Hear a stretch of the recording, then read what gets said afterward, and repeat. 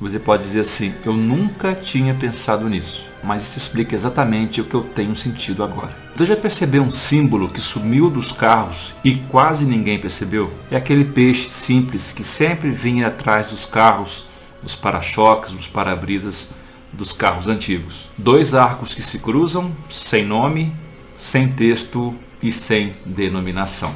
Durante décadas você via esse símbolo no carro de um desconhecido e sabia sem perguntar nada: essa pessoa segue o mesmo Jesus que eu sigo. Nenhuma palavra era necessária, nenhuma placa de igreja, nenhuma explicação, somente o peixe. E o peixe falava sem palavras. Estou falando do Íctides.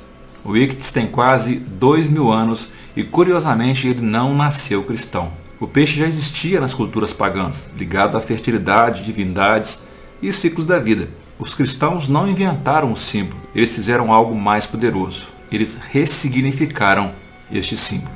Esta palavra grega virou uma confissão de fé. 5 letras, uma declaração inteira. Isso é o que convicção faz com o símbolo.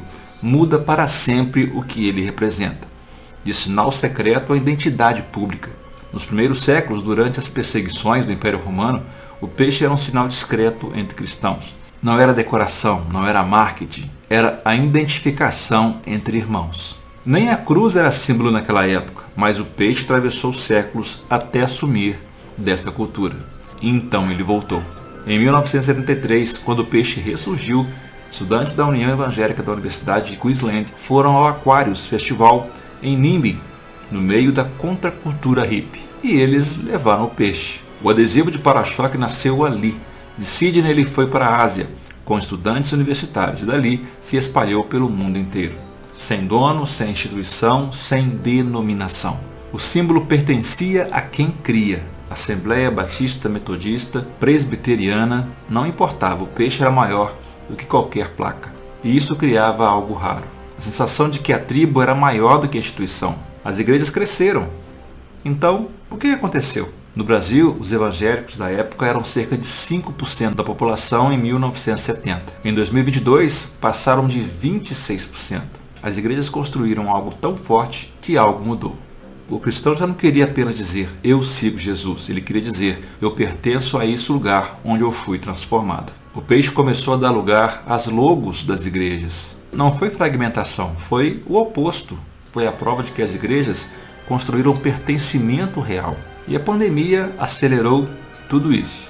Quando as portas fecharam, só ficou de pé quem tinha identidade. Igrejas com marca forte, linguagem própria, estética reconhecível, presença digital clara sobreviveram.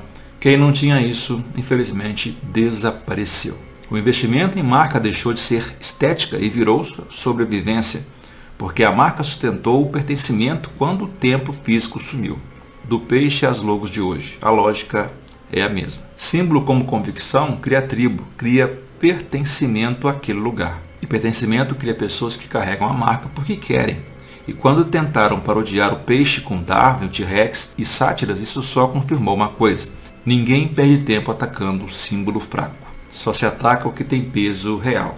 E aqui está o ponto que quase ninguém percebe. Se você cresceu vendo os peixes no carro, nos símbolos, os emblemas ali dos para-brisas, na parte de trás do carro, hoje você vê a logo da sua igreja. Isso não é perda, é a prova que a marca com convicção cria pertencimento real. Mas existe uma ironia profunda nisso tudo. No início da igreja não existia símbolo externo. O próprio Espírito Santo era o selo. O amor era a marca. Hoje nós temos marcas fortíssimas e ao mesmo tempo nunca foi tão fácil alguém se identificar pela logo da igreja, sem ser reconhecido pelo amor. A pergunta é a seguinte: se alguém consegue criar um pertencimento tão forte a ponto de colocar uma marca no seu carro, o que você carrega é forte o suficiente para alguém querer carregar? E o mais profundo ainda, se tirassem todas as logos, todos os símbolos, as placas, todas as marcas, alguém ainda reconheceria em você que você segue Cristo, que você segue Jesus? Se tirarem todos os símbolos do lado de fora, ainda conseguem reconhecer Cristo do lado de dentro?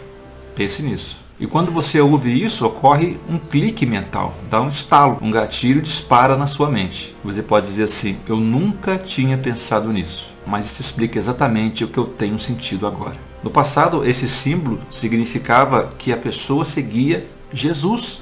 Era um sinal de união, que a pessoa seguia Cristo. Nenhuma palavra era necessária, nenhuma placa era necessária, nenhuma denominação era necessária. Apenas aquele símbolo na porta da casa dos irmãos. Sabiam que aquelas pessoas eram cristãs. Sabe, esse símbolo não era decoração para se colocar no carro, para se colocar na janela, para se colocar na porta da sua casa, não. Era uma identificação real de que aquelas pessoas que estavam ali realmente servas de Deus, seguiam a Cristo, acreditavam em Jesus. Não era símbolo, não era marketing, não era marca, era identificação.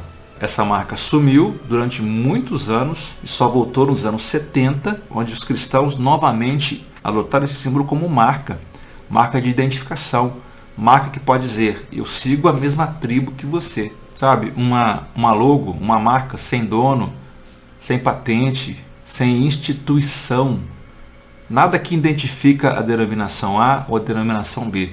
É uma marca que aproxima o cristão do outro, porque sabe que temos a mesma fé. As igrejas construíram marcas tão fortes, logos tão fortes, que onde você vê aquela marca, você já entende que aquela marca é daquela igreja. É o branding funciona assim, fortalecer a identidade daquele lugar. Mas no começo não era assim, no começo era o peixe que fazia essa identificação. Hoje, as logos que você vê criam o seguinte sentimento, eu pertenço àquele lugar. Mas o peixe identificava que eu pertenço a Cristo, eu pertenço a Jesus. Eu não estava defendendo uma marca de um lugar, eu estava defendendo um símbolo que representava o que eu cria e em quem eu cria. E com o tempo, o peixe foi saindo e dando lugar às identidades. As identidades, os símbolos que representavam cada denominação. A pandemia, ela fortaleceu muito isso. Eu fui uma prova viva quando a pandemia chegou. Foi preciso fechar a igreja ficou fechada durante 2 meses, 3 meses. Os cultos eram online. E que não migrou para esse sistema digital, perdeu muitos membros, porque quando a igreja voltou a ser aberta, a dificuldade maior, e eu não estou mentindo, todos os líderes da época passaram pela mesma coisa, muitos membros não queriam voltar ao convívio dentro da igreja, não queriam voltar com a rotina que tinham antes da pandemia. A marca sustentou o pertencimento quando veio a pandemia, quando o templo físico fechou. Quando você ouve tudo isso que eu falei, dispara um gatilho na sua mente. Talvez você está pensando assim, eu nunca tinha pensado nisso, mas isso explica exatamente o que você está sentindo nos dias de hoje.